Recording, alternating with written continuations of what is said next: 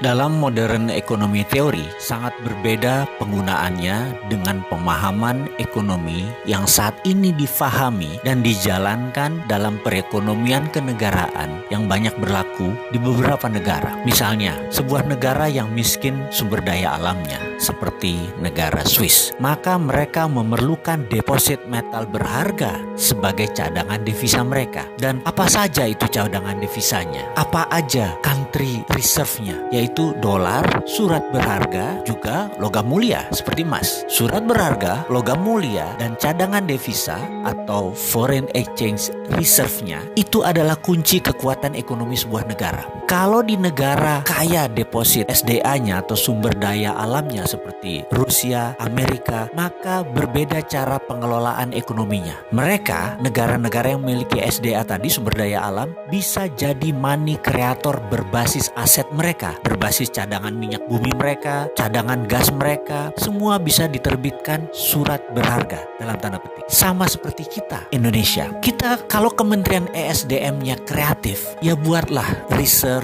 issuer atau penerbit kekayaan negara berbasis minerba. Kita kan punya SKK Migas, Satuan Kerja Khusus untuk Migas. Itu adalah BUMNK sebenarnya. Paham kan? BUMNK, Badan Usaha Milik Negara Khusus. Seperti zamannya Pak Ibnu Sutowo dulu. Kalau lupa nanti saya jelaskan di chapter yang lain. Mengapa kita ke depan tidak buat SKK Minerba, Satuan Kerja Khusus Minerba, atau bentuk lain dari Badan Usaha Milik Negara Khusus Minerba, mineral dan batu bara. Cara kerjanya adalah tugas pertama mereka adalah menghitung aset negara berbasis mineral batu bara tadi dan menerbitkan surat berharga. Nanti siapa yang beli surat berharganya? Ya negara Indonesia sendiri, Kementerian Keuangannya. Itu semua adalah untuk fondasi underlying money creation. Setelah Bappenas menciptakan proyek berlapis, ini sekali lagi kuncinya. Badan yang nanti akan berperan penting di atas Bappenas adalah Sesdalobang, Sekretaris Pengendalian dan Pengelolaan Pembangunan,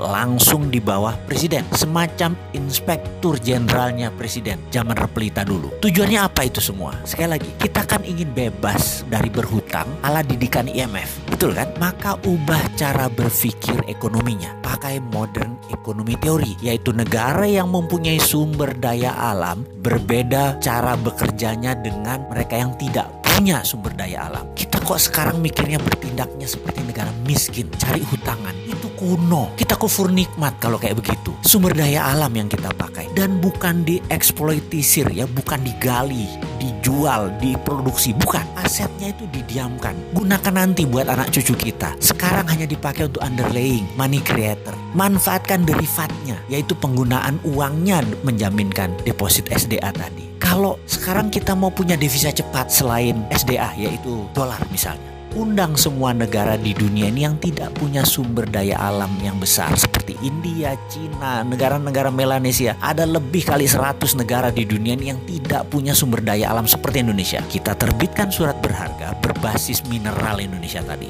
Jangan sebut nilainya, sebut saja jumlahnya. Lalu katakan mereka akan membeli 5%-nya atau senilai 200 billion dolar. Bisa saja, ya kita kasih suratnya, dan surat itu sama mereka nanti diapakan. Secara praktek modern ekonomi teori, itu untuk underlying money creation di negara mereka tersendiri. Terserah mereka mau cetak 10 kali lipat, 100 kali lipat, toh tidak akan diambil aset tersebut, di mana mungkin 100 tahun ke depan nilainya ya juga naik 100 kali. Kita sepakat, misalnya yang 20% aset nasional kita tadi, kita jual ke negara lain. Itu namanya sovereign wealth fund versi modern ekonomi teori. Amerika itu pakai sistem ini. Buktinya mereka tidak pernah tuh sedot atau gali tambang mineral mereka, minyak mereka nggak pernah tuh. Paling-paling hanya 20% hanya untuk ekonomi mutar. Lalu misalnya lagi, apa yang Pak Karno lakukan di tahun 1955? Yaitu akan memanfaatkan mineral ini untuk kekuatan ekonomi. Yuk ulangi lagi. Namun sekarang caranya lebih elegan. Dunia tuh butuh Indonesia. Dunia sudah tidak butuh negara yang suka perang seperti Amerika. Negara juga tidak butuh negara Cina yang menjual utang ke negara lain. Jadi masa depan adalah era bergandengan tangan, era kolaborasi, dan Indonesia punya yang